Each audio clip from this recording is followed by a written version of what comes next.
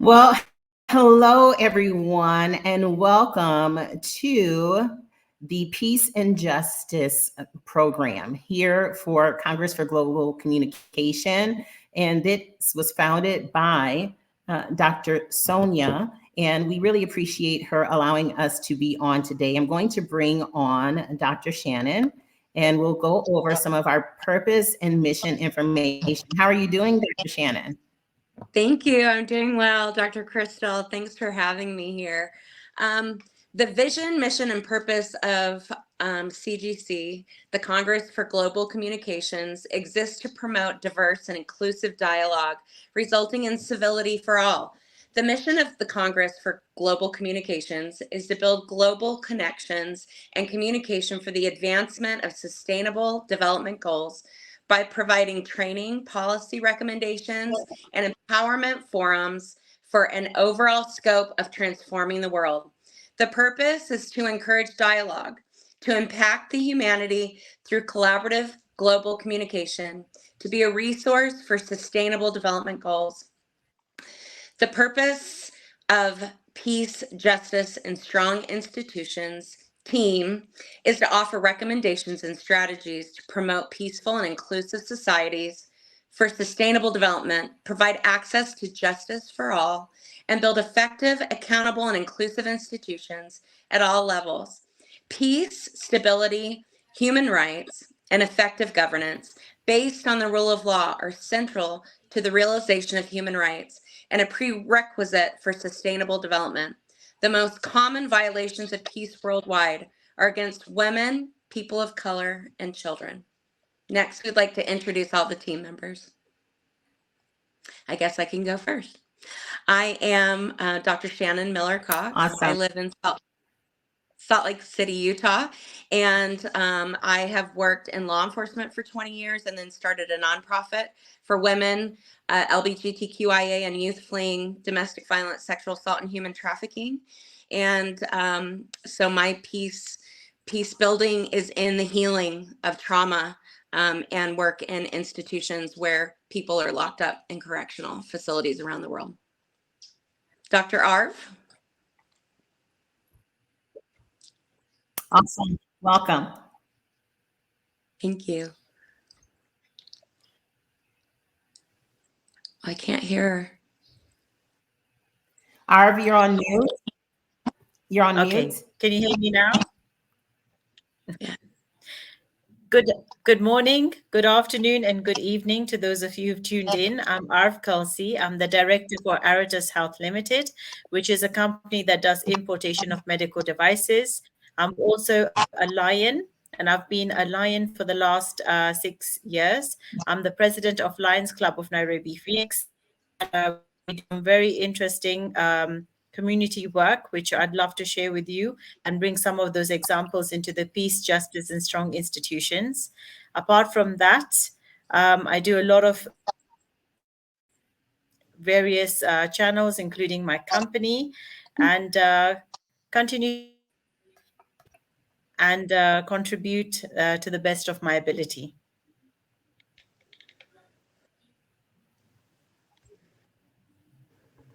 And then Dr. Eric Holmes, will be joining us. Awesome. Thank you and welcome. Thank you. Yes. Let me have him introduce himself. Okay. Well, good afternoon, everybody. I am Dr. Eric, can you Holmes. introduce yourself? Yes. Can you hear me? Yes.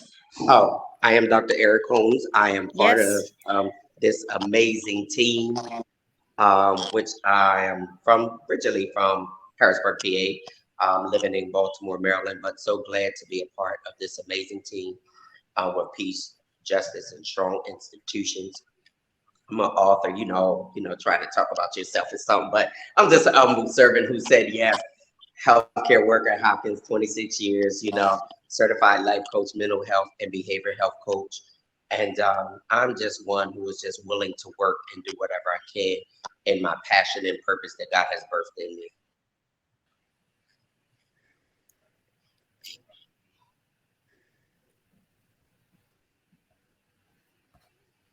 Awesome. Awesome. Thank you. And I want to see if we can just show this quick commercial for CGC before we get started in the group discussion. And then we can have everyone talk about this next topic.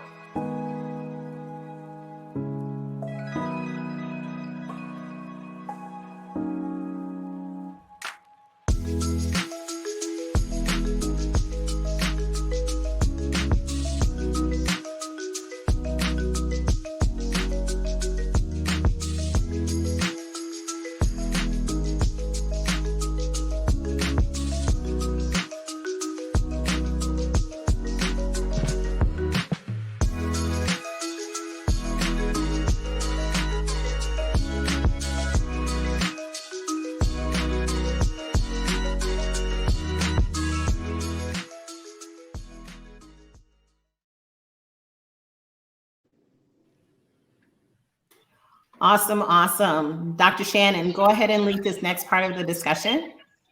Okay, so we are going to first hear from Dr. Eric Holmes about how the church can play a role in the community in building peace efforts and strong institutions.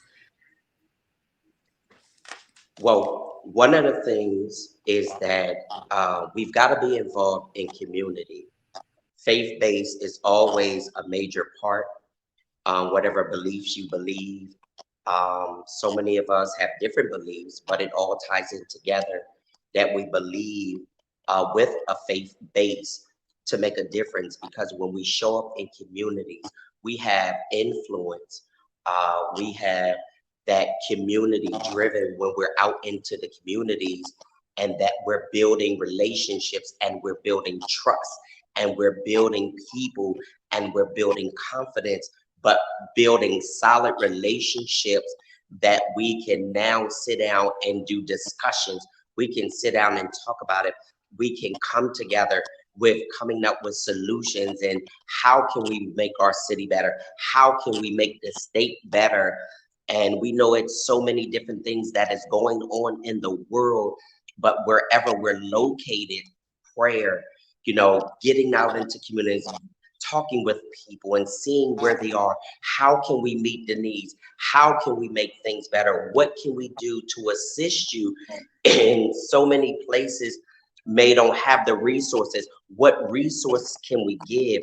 And in the whole foundation, even from a church-based perspective, is that we have a lot of tools and resources, because they've relied on that.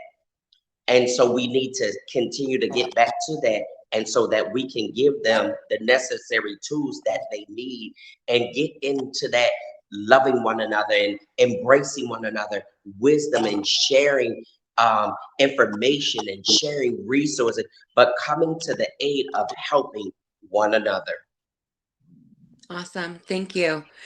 We lost Dr. Arv there for a minute. I was going to ask her next how she felt the community and church could be peace builders in the world.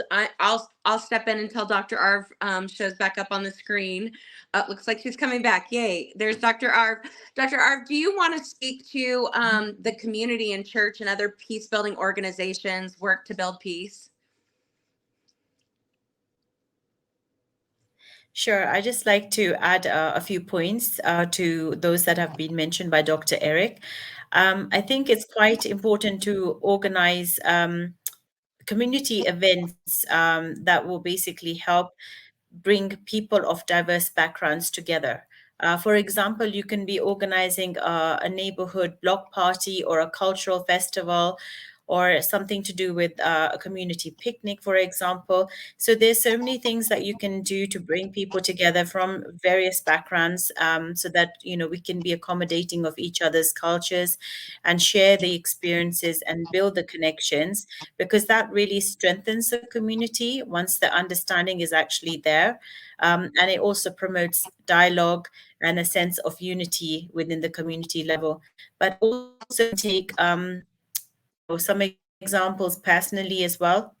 For example, attending community events organized by my organization, We can also actively engage in any neighborhood activities.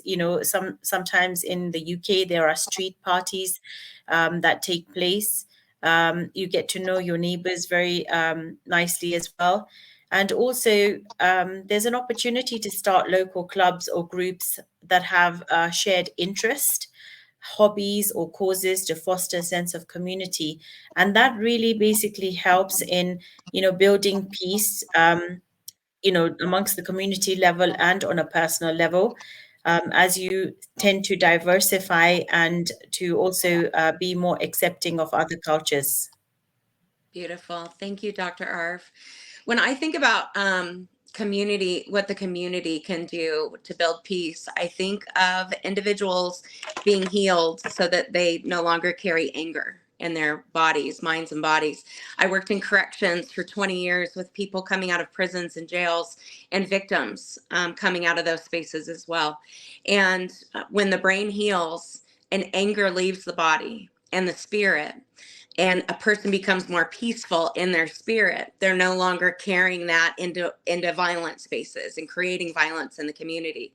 So I think about creating trauma-informed workspaces and trauma-informed work and responsiveness, healing work that's going on in adult and youth correctional settings all over the world, in foster care settings, where people are suffering from poverty, homelessness, domestic and sexual violence, where they're fleeing harm. You think about what's going on in the world right now and how many people are fleeing harm. Their brains are being rewired for fight, flight, and freeze, which can cause anger in the brain and in the system and create more violence in response. Everyone wants to respond with violence. It's creating a space where people can heal their brains, heal their limbic systems, and no longer feel those violent tendencies towards one another.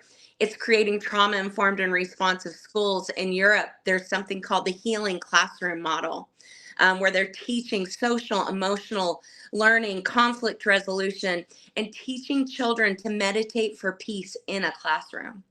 There are trauma-informed and responsive community centers where there's no wrong stop for healing for all human beings, not just the wealthy white human beings of this world, but for all human beings.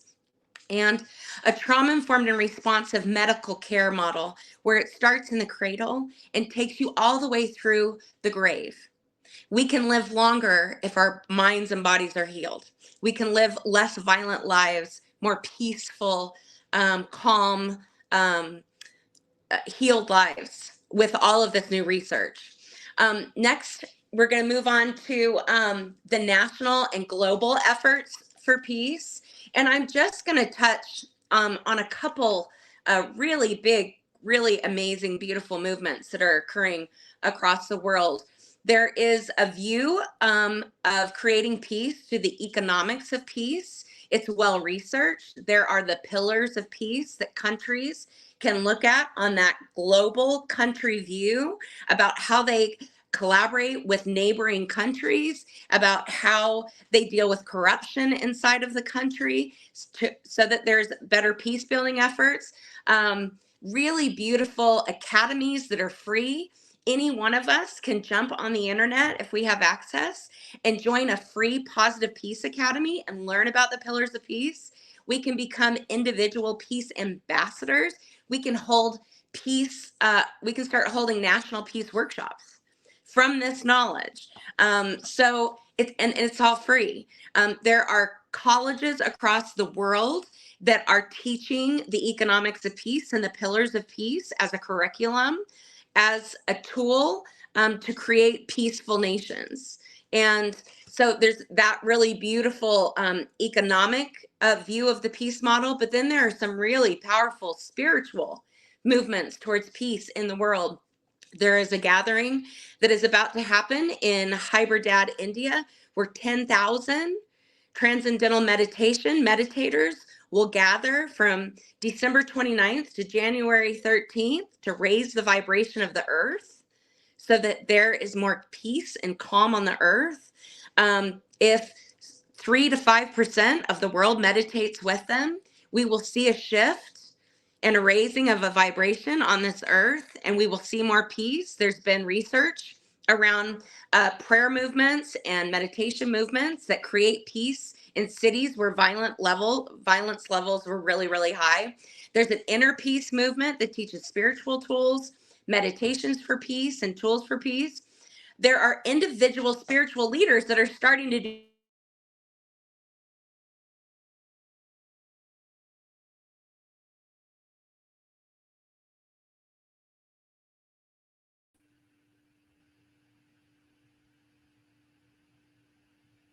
Can you all hear Shannon?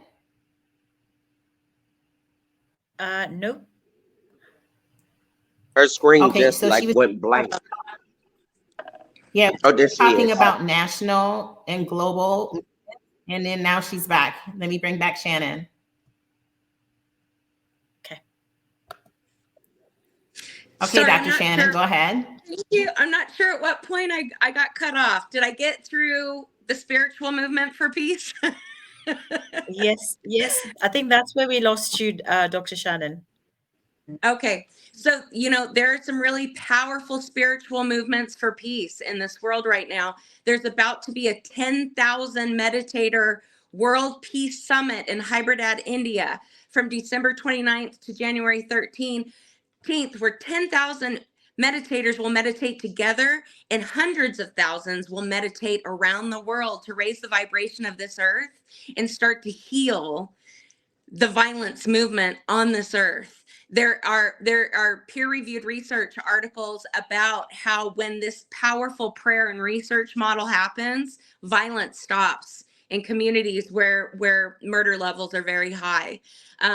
There is an inner peace spiritual movement where it teaches you your purpose on this earth. It teaches you to meditate for peace. There are tools for peace.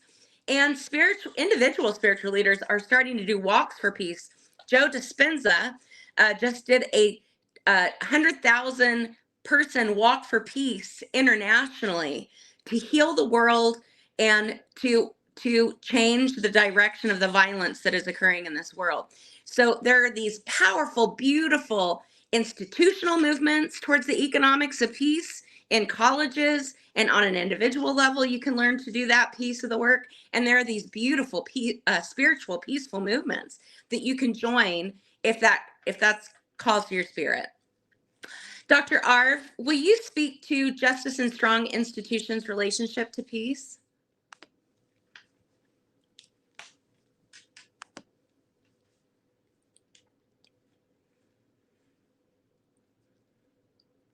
Dr. Arv, are you there? I think she's frozen, or maybe I'm frozen. Yes, she appears to be frozen. Oh, here she comes back, maybe. Okay.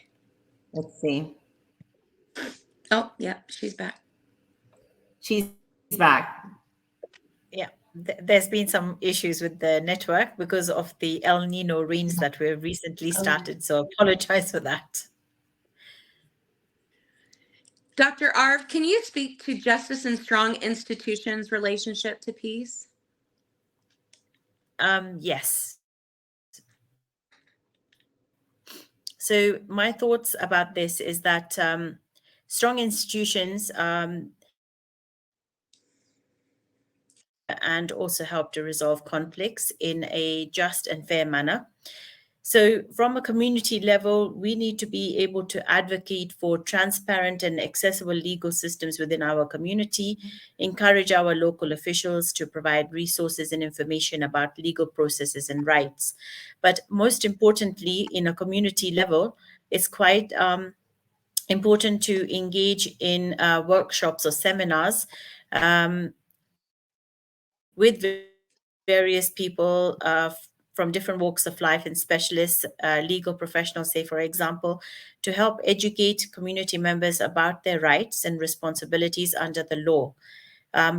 It's very important for us to also be law-abiding citizens as we are basically communicating our personal opinions about conflict that may be going on around the world and situations that are evolving in other countries that are dear to our hearts.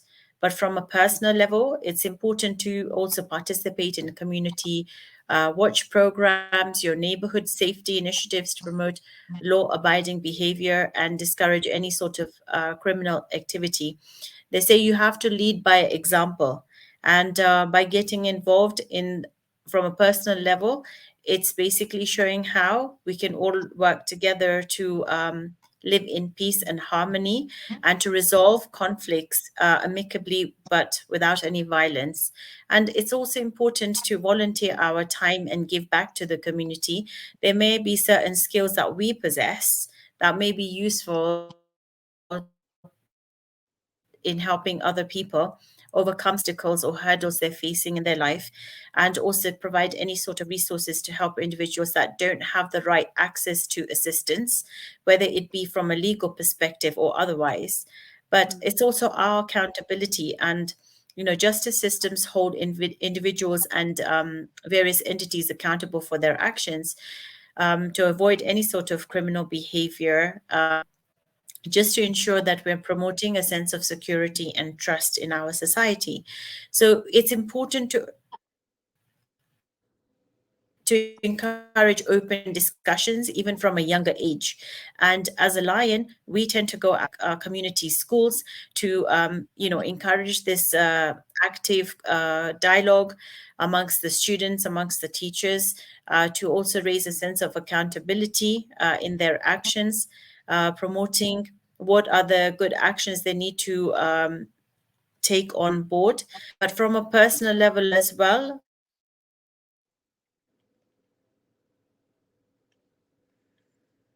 international issues that are relating to accountability and justice. We can't just stand by quietly and watch things evolve. If we're going to make a change, we also need to take that one step forward.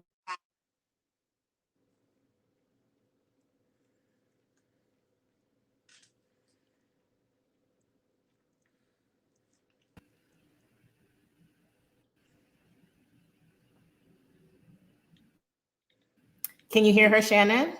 No, I Dr. think Shannon? she's frozen. Yeah, I think she's frozen. El Niños. Okay. So maybe bring Dr. Eric back on. Is he still there? I'll add Dr. Eric. Oh, great. So let's jump over to some of the cutting edge solutions to peace, justice, and strong institution work. Dr. Eric, do you have some suggestions from your experience? A lot of times we still, as one of the things is continue the resources, continue that community engagement, the faith-based engagement, looking at where the target areas are, what resources can we provide them, what can we do to make it better, what can we do to be the example, what help can we do, what help can we be. And so a lot of times is, even when we deal with all of this, making everybody feel valuable, making sure that, nobody feels less than or nobody hears them, and coming up with a strategic plan, a plan of action. Over here may need the resources over here may need, some guidance over here. Someone over here may need to know, where do I go from here? Or can someone hear me? Is someone hearing, what I'm bringing to them? And so we really got to come together and really have a strategic plan of action, and being strategic and guiding and sharing information and coming together and letting love abide, because love covers a multitude, and sharing that information and knowledge and giving people instruction and directions, because so many people don't know the direction to go in. And so if we can give them the necessary tools that they need and build upon the foundation which was already laid, I think we would be headed in the right direction to bringing some solutions to so many of the problems that we're having. Beautiful. Yeah, when I think about cutting edge solutions to peace, justice, and strong institutions, when I think of strong institutions, creating peaceful movements, I think about the work that's being done around diversity, equity, inclusion, and belonging, and people really feeling like spaces are becoming not only more diverse, but equitable, that there's an equal voice for everyone at the table, that it doesn't matter what position you work in a space, you have the opportunity to feel your voice is heard and to be included and not to be othered and to be a belonging space. If you're in a belonging space, you're going to feel healed, you're going to feel safe in that institution. When I think about cutting edge justice solutions, I think about, you know, the Black Lives Matter movement and the chant that we said, where there's no justice, there can be no peace. People have to believe in a just system in order to believe that they're truly protected and belong to that system, that it works for them and not against them, that peace officers are truly peace officers, that there's a movement to bring a peace movement to officers in this country and in other countries, especially where we're so heavily armed in this country. As a retired police officer, I know there are peace movements in law enforcement that have to occur in order for people not to be scared of law enforcement, and that will bring peace into the community. There are also institutional worker cooperative models where people truly feel equitable because there's equal pay, equal voice, equal power. There are brain healing, peaceful, calming, spiritual healing movements that are occurring around the globe that were not there 20 years ago. We know the brain can heal, the limbic system can calm down, and you no longer feel violent tendencies any longer. They're teaching tools and meditation tools for peace in prisons and jails and in juvenile institutions across this United States. That wasn't happening 20 years ago. We didn't know the brain could heal 20 years ago. We know the brain can heal now. And so there are these beautiful, beautiful new movements because of the new information we have. But when you really think about the peace movements in the world in the past, they've all been connected usually to religious movements. In the United States, some of the most powerful movements for peace were on a bridge with pastors. In the world, Buddhists and Hindus meditating and praying together for peace. Now we know, because of research, that can heal the earth. It can heal communities, and it can stop war. Dr. Arv, what are your cutting edge solutions around peace, justice, and strong institutions? Oh, you're on. Yeah. Yep. I'm just unmuting myself. Okay, so I'm kind of like thinking with my hat on in terms of evolving technologies more so. And I think in this world, we are living with many AI tools, and there are tools that have been developed that help with conflict resolution and give you early diagnosis of any sort of conflicts that may be ongoing in a certain part of the world. Secondly, there's something that I've heard time and time again mentioned by my colleagues, which is called blockchain technology.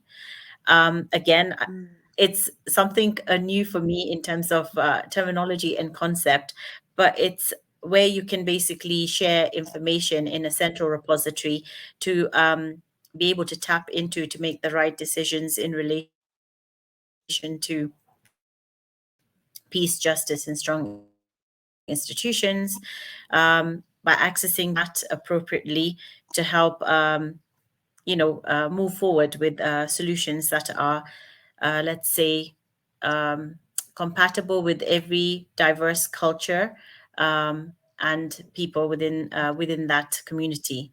So I think those are my 2 pennies worth of thoughts in relation to cutting edge technology regarding these, and I hand back over to you, Dr. Shannon. Thank you. We want to end with individual and family efforts to create peace in our own bodies, peace in our spirits, and peace individually. Dr. Arv, what do you think about your own individual efforts towards creating a peaceful space for yourself, your family, and your community? So, sure. So basically, we meditate together as a family, at least once or twice in a week. Mm. But also, I tend to reach out to a lot of students. We tend to do yoga, meditation together. As well, and to encourage that at a young age. In fact, for my own daughter, I've put her into a yoga class and she's only 5 years of age, but she's really enjoying it. And I've seen a change in her in terms of her behavior. She's more at peace. She's more able to communicate some of the challenges that she's having, even at her age, in a more constructive manner. But also encouraging, international days in schools. Like there's one that we've arranged for the 1st of December, where we're celebrating different cultures from different countries, and everyone is basically showcasing what they bring to the table, whether it's from a cuisine perspective or whether there's a performance that they're going to conduct. And it's just bringing diverse cultures together. So there's also literacy programs that we run. We do libraries for schools. In fact, we've celebrated our 100th library that we've set up here for children. And all the children have a lot of textbooks in schools. They don't have enough storybooks. They can't actually tap into their imagination and go into a different world where they can, be anyone that they want to be. And we want to encourage them through the literacy program to read as many storybooks as possible. And when we go to visit these schools, we actually do get together in a circle and we read them some of the stories as on the children's faces, and you feel that you've made a difference to them. Beautiful. Beautiful. Thank you, Dr. Arv. Is Dr. Holmes somewhere back there? Dr. Eric Holmes? Can we get Dr. Holmes back up on the screen? Maybe he'll be able to come back up in a minute. When I think about, oh, great, yay, Dr. Holmes. What are the individual efforts that you're making towards creating a peaceful environment in yourself, in your home, and in your community? One of the things is getting back to family values, praying together, eating together, talking together. We do so much, even with technology is where we're going, but yet and still we got to get back to the foundation, because getting back to communicating, you can send a message, you can send a text, but it's nothing like really actually talking with someone, sitting down, hearing someone. So getting back to those family values and from those foundations which was laid. And then in communities, and like me, when I go to schools or talking to our youth, giving them words of inspiration, encouragement, and, allowing them to know, talking to them about dreams and purpose, and talking to them about the importance of education and, choices in life, with making decisions and choices, because we can make the choices and decisions today that can affect our tomorrow or even our future. And so giving them the necessary information and the knowledge, and then not only that, being in communities, doing a lot of different things for the community, trying to meet the needs, whether, they need health screenings, or like we do at our church, we have partnered with community to be able to do like a lot of different screenings, because we have a lot of nurses, we have a healthcare ministry. So they'll bring, people to do health screenings and, have health fairs and, trying to meet the needs of the community. And so now is that you can really put your trust, back into those values, that people still have compassion, people still care, but we got to be visible, and then we have to be the examples. And so we have to, allow them to know, being able to hear them, being able to talk with them, and being great examples, so they still have somebody to follow. Beautiful. Thank you, Dr. Eric. When I think about my own individual efforts towards peace, I remember a time when I didn't feel so peaceful. I had experienced a lot of horrific trauma in my childhood, And I became a police officer to stop the violence, interpersonal violence in my life. So I kind of got in for the wrong reasons because I wanted to arrest people that were hurting people like me and other women and children in the community. And I didn't see the humanity and the peace building in the job yet.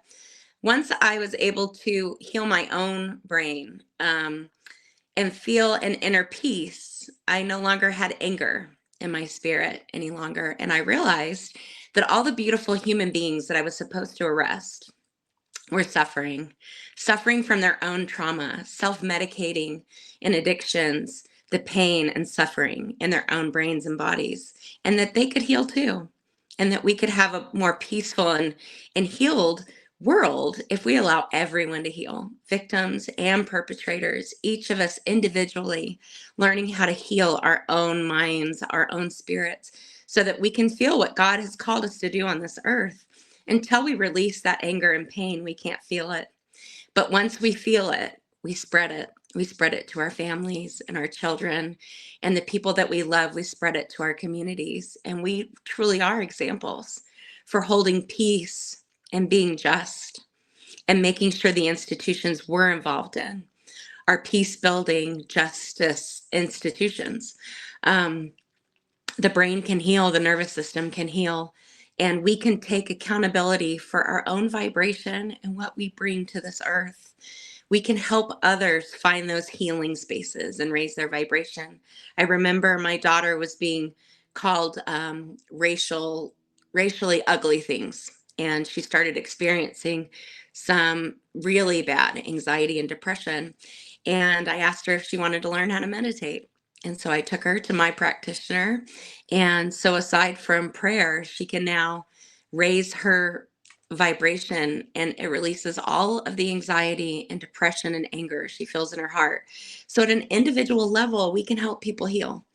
And we can make sure our homes are peaceful. And then we can spread that example beyond our homes to schools and the community partners that we engage in and in the institutions where we work. So I think about, one small drop in the ocean. But if we all add to that ocean of peace and love and inclusion and equity, what can we do in this world? Dr. Arv, would you like to wrap us up? Thank you very much, Dr. Shannon. Well, before we wrap up, I've I learned a want lot from you to today. bring on Dr. Sharon. Well, My pleasure. before we wrap up, Arv, can you hear me? Yes, Yeah, I can before hear we you. wrap up, I want to bring on Dr. Sharon for some final comments, and then you can do the wrap Sure. up. Let me bring on Dr. Sharon. No problem. Great. Good afternoon, everybody, and praise the Lord. And I am so sorry, but I actually have been dealing with an issue regarding peace, justice, and strong institutions. And so I had to balance whether I came on this Zoom or whether I continued to facilitate an issue with a very powerful political organization here in the area in which I'm located, which is the District, Maryland, and Virginia area. And part of it is a very strong advocacy group, and I won't mention the name of it, but they were dealing with some internal issues that needed facilitation and resolving. And the hope would have been that we finished at 1 o'clock, but there were some really hot button issues that needed to be addressed. And so I did want to at least pop on, and I thank my team, great team, for leading the way and continuing without me, because one person doesn't stop any show. And I thank Dr. Crystal for jumping in for me as well. But it really, as I prayed about it, God really led me to the fact that I was doing the work that we were talking about. And so it was facilitating individual issues so that there could be consensus on the mission and the vision of the organization, which is to advocate for human rights, rights of minorities, and rights for marginalized people. And sometimes our individual issues can get in the way. of the organizations to be effective.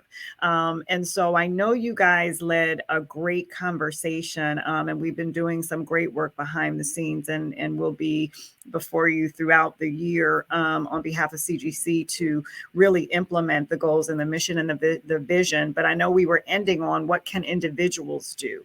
And oftentimes we are so traumatized ourselves because we've experienced personal trauma that when we step into a collective organization and try to collaborate, it exposes trauma or it triggers trauma.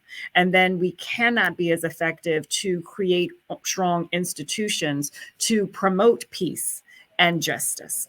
And so I just would encourage everybody today to take some time for self-care, to make sure that you are addressing whatever those individual issues are that you might have that can prevent you from engaging in the task that would promote peace in your homes, peace in your community, peace in your nation, as well as peace globally. We can't get to the global level if we can't even address the issues in our own lives.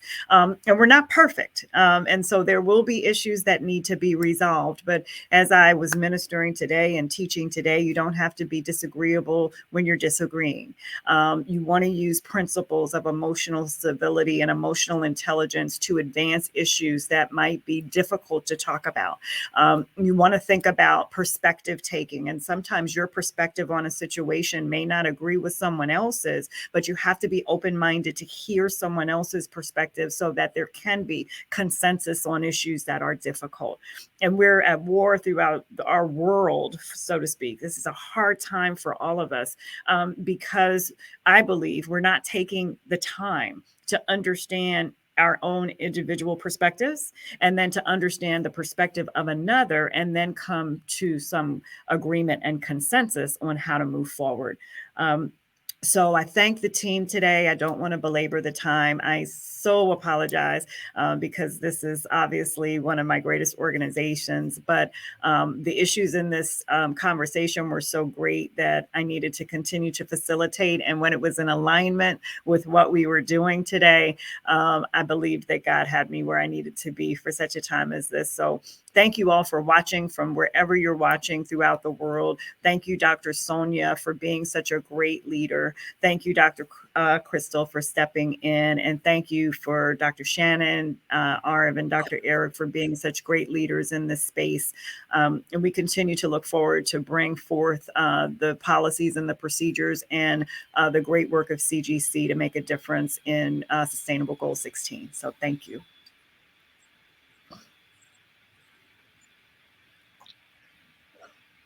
Thank you. Awesome. Thank you so much, Dr. Sharon. And you have not belabored the time. We do still have a few more moments. If there's anything else anyone else wants to touch on, and then Dr. Arv can give the closing comments, but we do have about 5 more minutes if you have something else to share.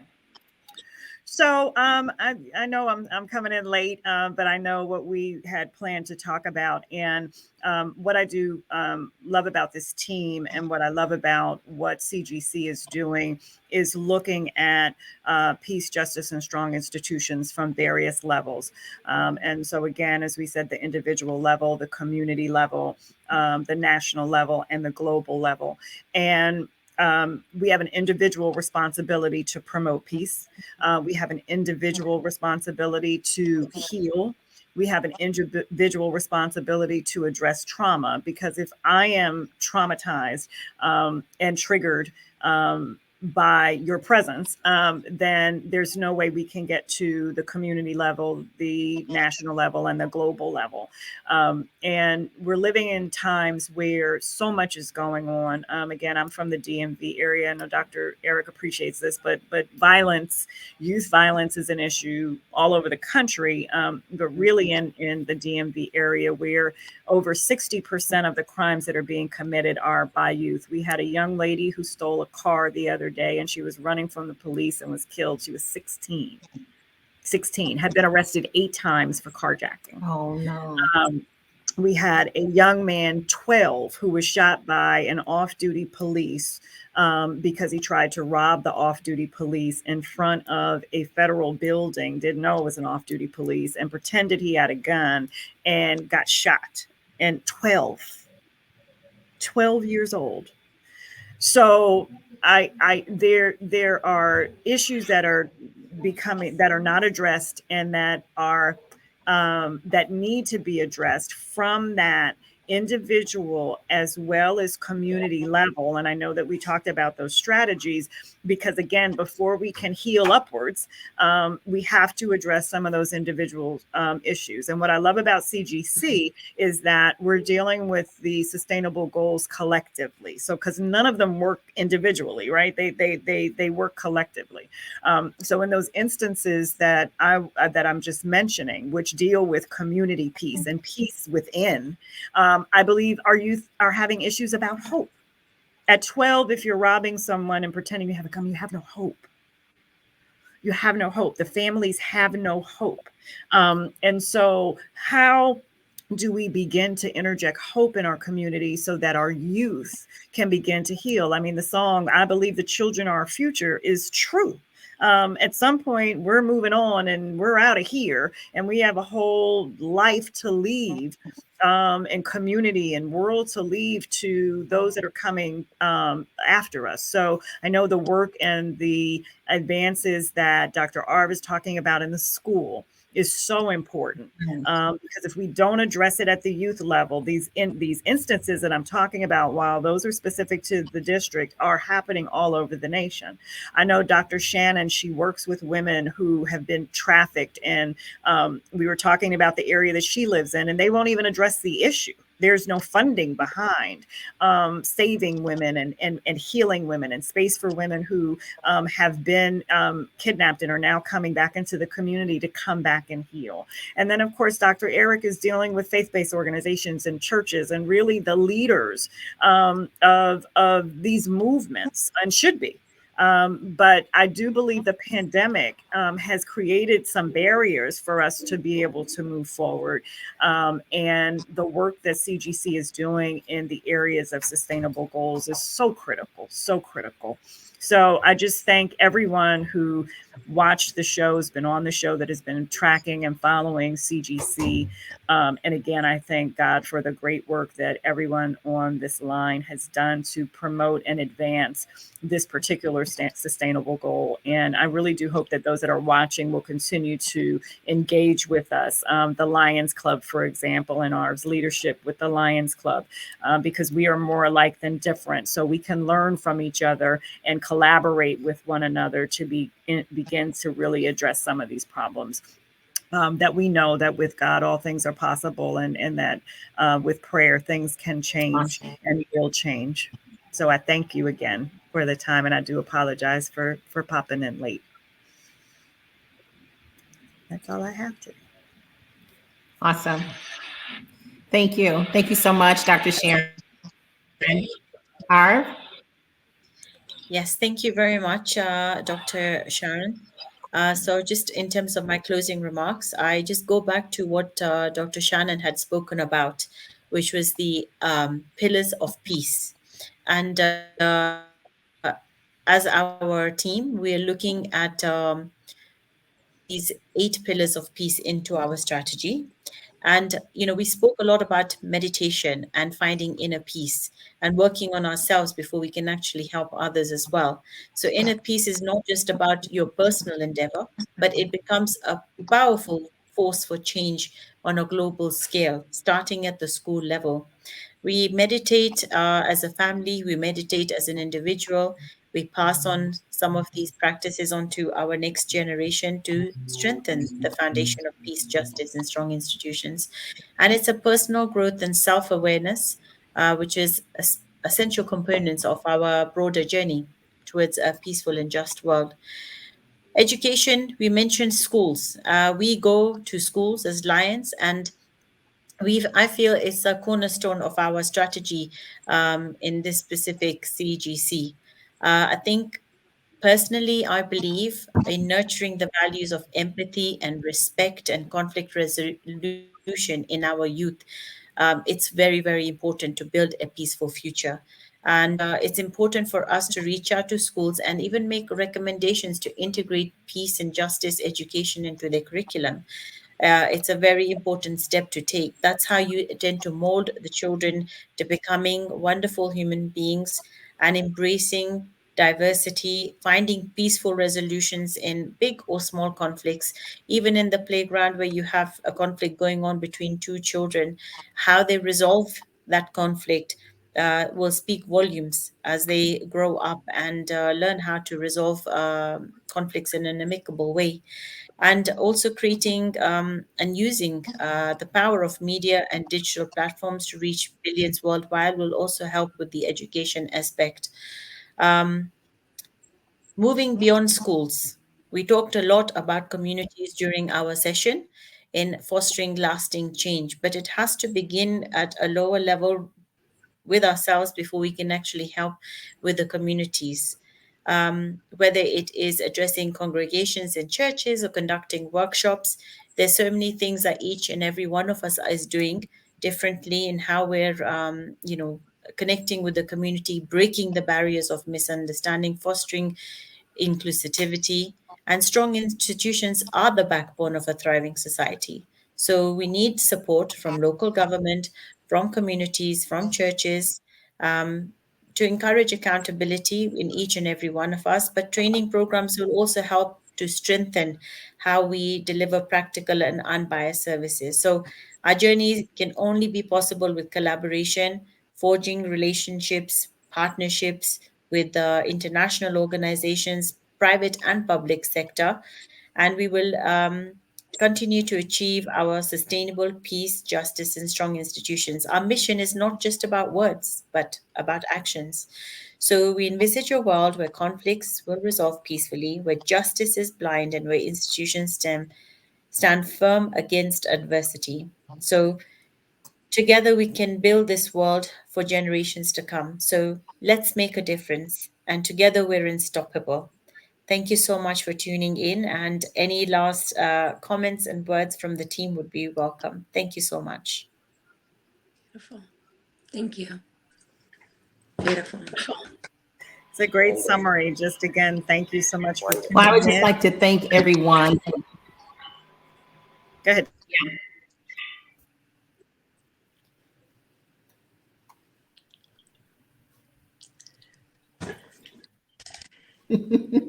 We're all taking turns As a freezing. sister.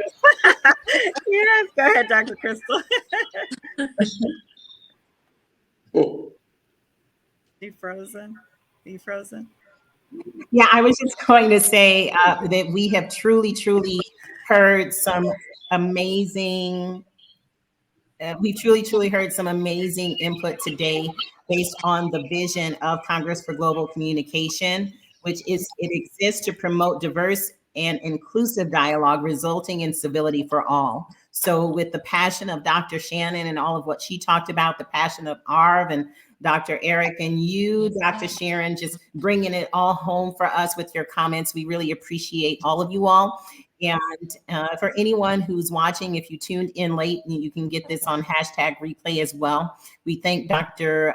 Sonia for all of what she does for Congress for Global Communication and bringing us all together. And with that, we want to thank you for being a part of today's broadcast. We will end with her commercial of CGC. Thank you so much. Thank you.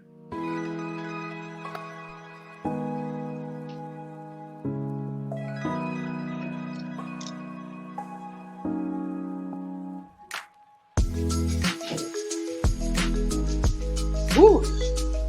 Love.